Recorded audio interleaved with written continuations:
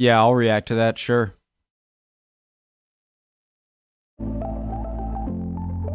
Yeah, let's go. Hello. English with Lucy, great channel. British Humor Explained with examples. Let's go, guys. The original link to her channel, top of the description, below that, link to the Discord. Love to have you. Preemptive like, not the greatest start. And welcome back. But we're good. Hello everyone, and welcome back to English with Lucy. Today I've got a very different video, but it's been extremely highly requested. A lot of you have been telling me that you don't understand British humour, or that you would like to understand British humour.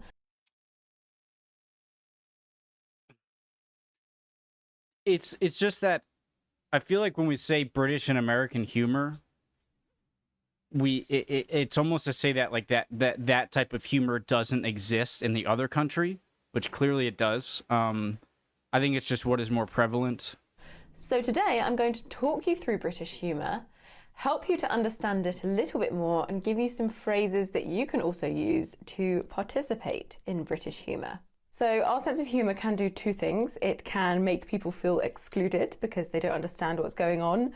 And it can also make people feel offended because it can be, or it can appear to be, quite offensive. But don't worry, we're going to cover all of that today. This video might be one of the most important videos I've ever done on my channel. Humour, the British sense of humour, is very important to me. Quickly, before we get started, and no, this isn't sarcasm, but we will cover that later. And, I mean, she's a English language channel, so I feel like understanding humor in another language is probably one of the hardest things, one of the more difficult things to do. I have no idea. I would like to thank the sponsor of today's video. It is Lingoda. Lingoda is an online language school where you can study guys. French, Spanish, And German, English, and business English 24 hours a day, 7 days a week from anywhere in the world, as long as you have a stable internet connection. You learn with native qualified teachers in both group and private classes. When you complete enough courses, you receive a CEFR certificate ranging from A1, which is beginner, to C2, which is advanced. You follow a structured curriculum and can choose from over 1,000 classes, which means you can tailor what you learn to your profession and interests. Lingoda have given me a special offer to pass on to you. If you click on the link in the description box and sign up using my code LUCY11, you will get a 20% discount on all Lingoda packages for your first month. I've tried Lingoda myself, and I think it's a fantastic way to improve your language skills and I want to learn another language. Spanish would be easiest for me. Right. Let's get on with this very I think French or German would be just more interesting. Humorous lesson. So what is British humour? Well, I'm going to break it down into, I think, 8 categories. But in general, we just love to ridicule and make fun of everyday life, the absurdity of everyday life. One of our most popular comedians is Michael McIntyre, and literally all he does is make witty remarks about everyday life. He makes us laugh about ourselves and the things that we do that we don't even think of. He makes us analyse them and think, self-deprecating humor wow, and stuff. that's ridiculous. I'll leave a link to some of his videos and his work in the description box below.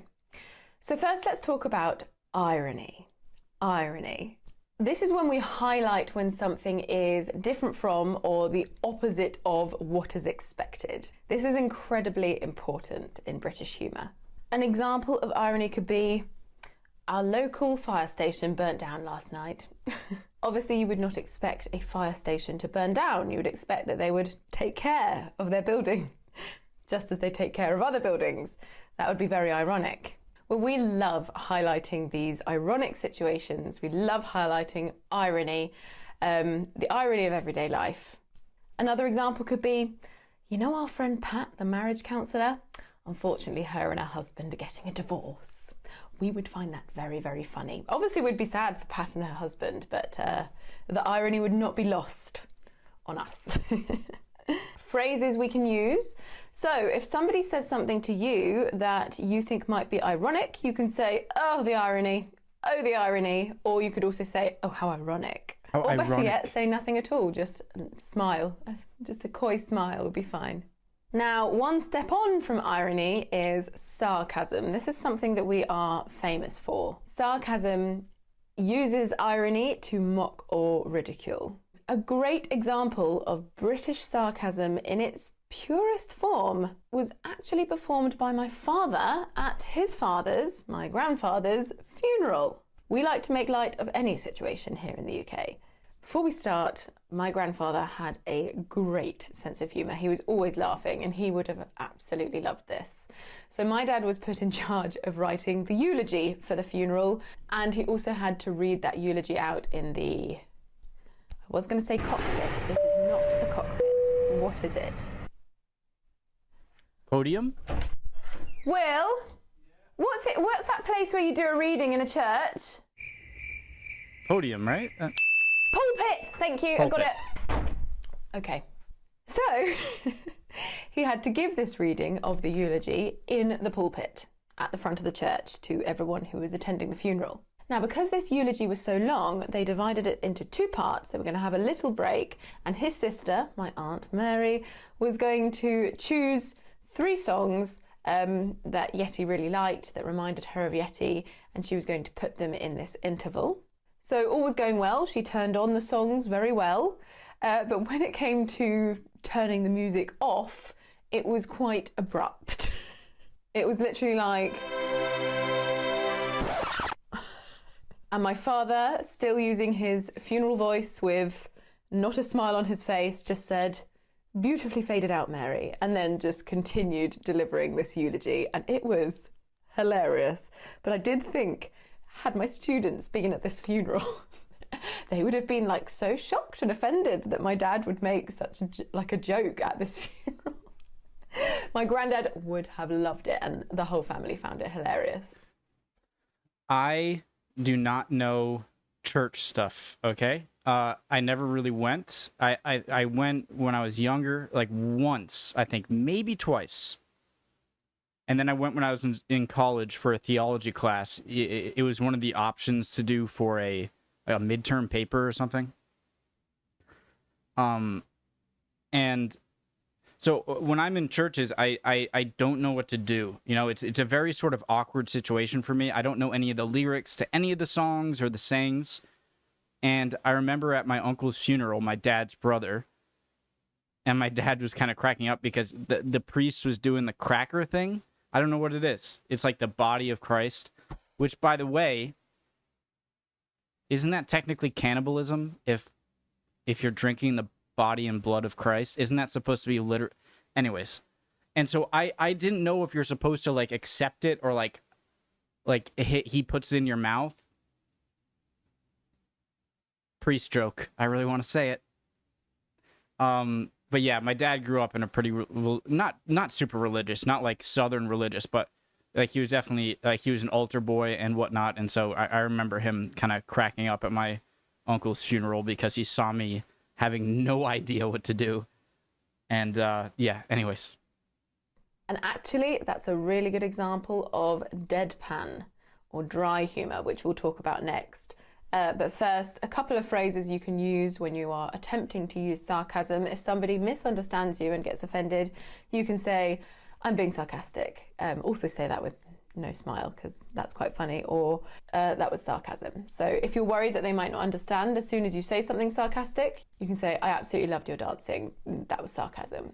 So yes, as mentioned before, deadpan or dry humour. This is when you say something amusing or funny with a very straight face and a very serious tone. Oh, Best great. jokes are delivered dryly. This is more of a tactic because you know that your joke is funny. You have the confidence and intelligence. I mean, that's absolutely true for anything. When, yeah, why am I don't have to explain that. Yeah, when someone is just seemingly unintentionally funny, or they're intentionally funny and just passing it off really well, it just makes it more funny. This is more of a tactic because why am I explaining? Because you know that your joke is funny. You have the confidence and intelligence to know that what you've said is funny because you've said it with a straight face, but people have still laughed. It can add that I have a joke, extra guys. shock factor. This is why it's so easy to offend people with British humour. We often confuse Americans because their humour... Guys, let me do a joke, okay? It's quick. It's sort of...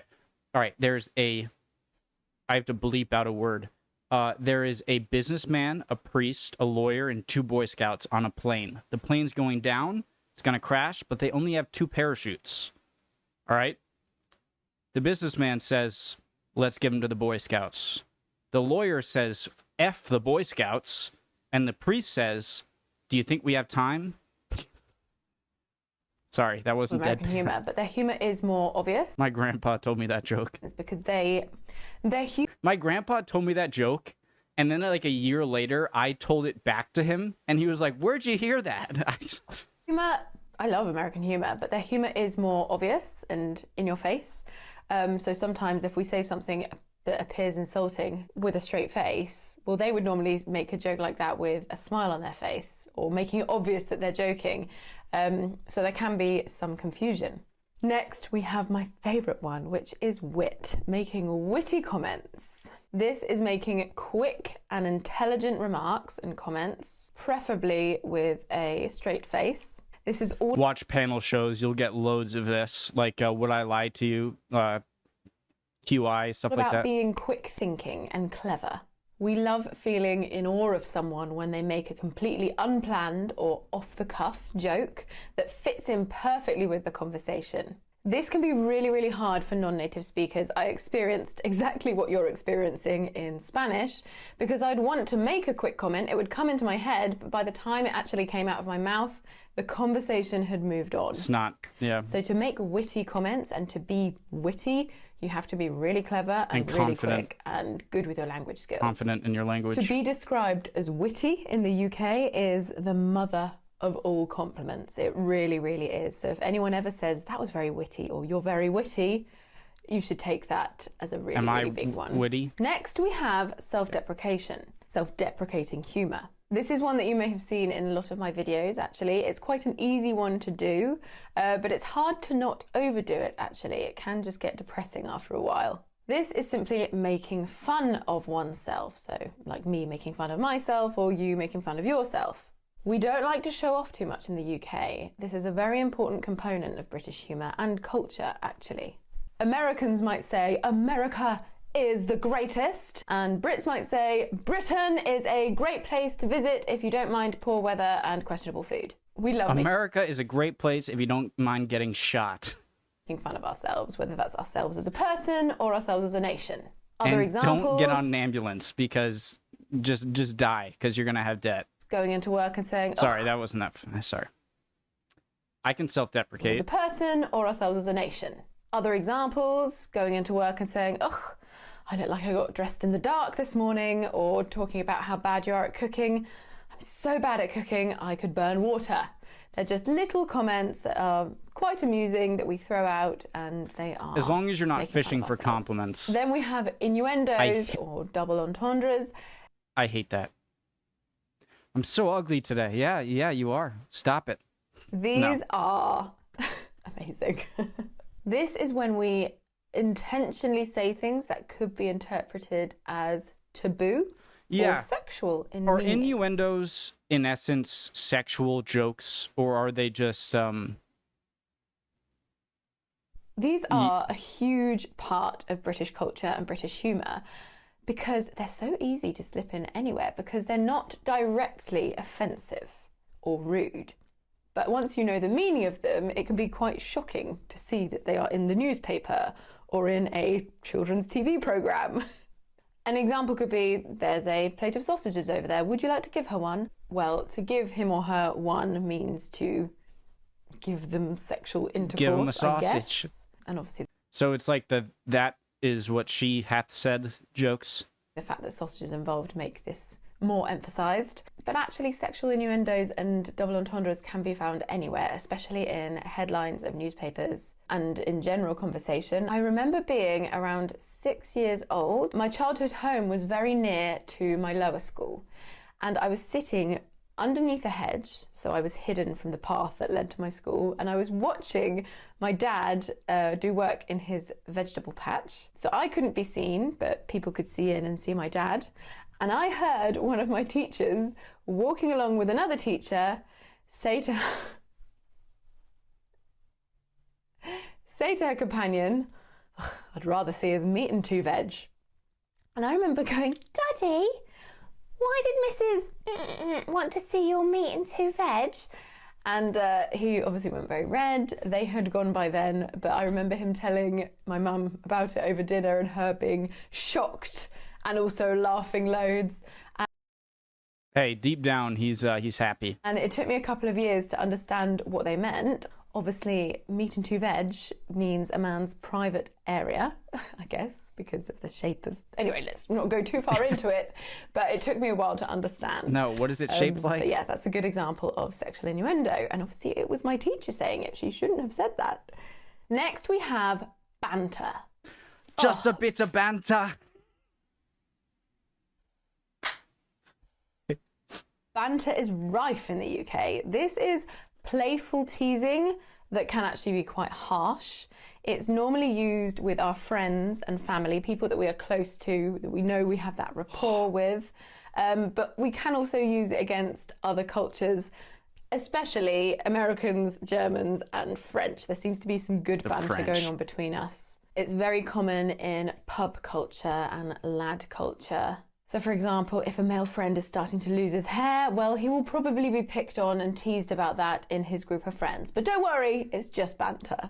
It can be quite offensive sometimes and covered up as banter, but in general, it's a really funny thing. There is a difference between banter and witty banter.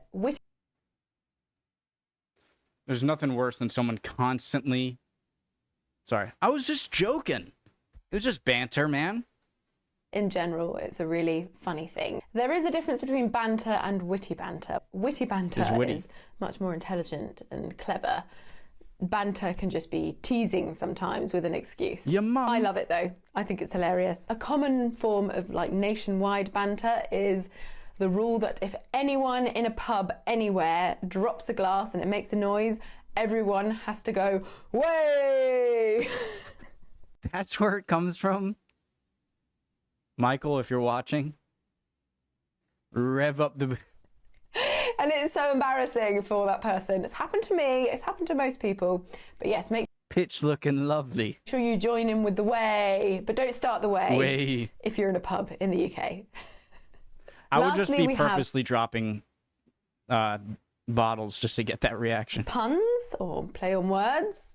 This is just wordplay. It's making funny comments by bending and using the language. This is something that we love to hate. We all go, ugh, and groan when we hear a bad pun, but we might, go, oh, very good. Guys, I feel like this could just be English humor, as in just English language humor, because if you did American humor explained with examples, you'd have the exact same categories, just maybe less of some and more of others, We hear a really clever one.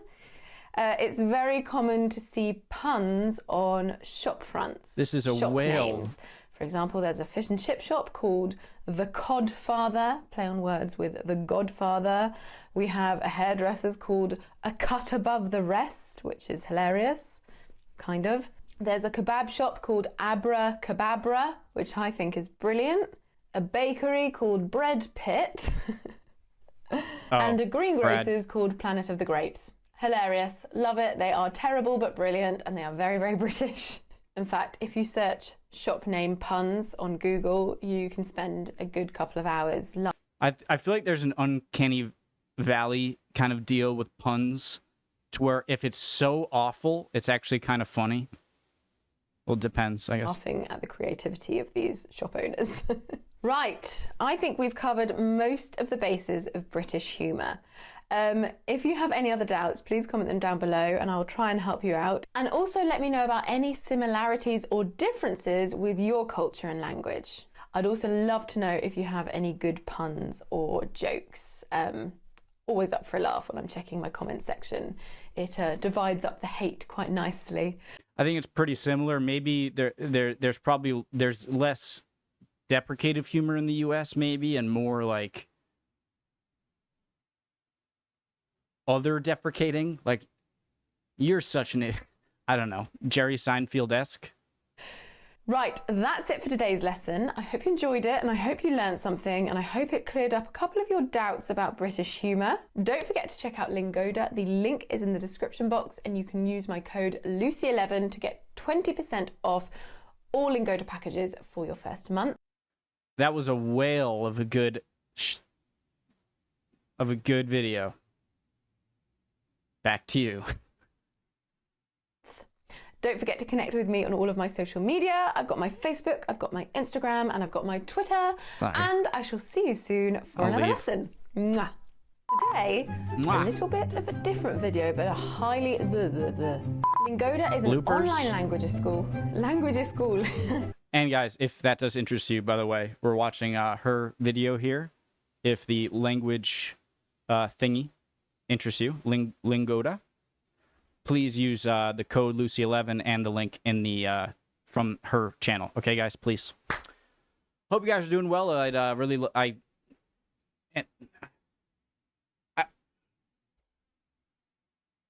I look forward to your comments, and I'll see you next time. Bye, guys.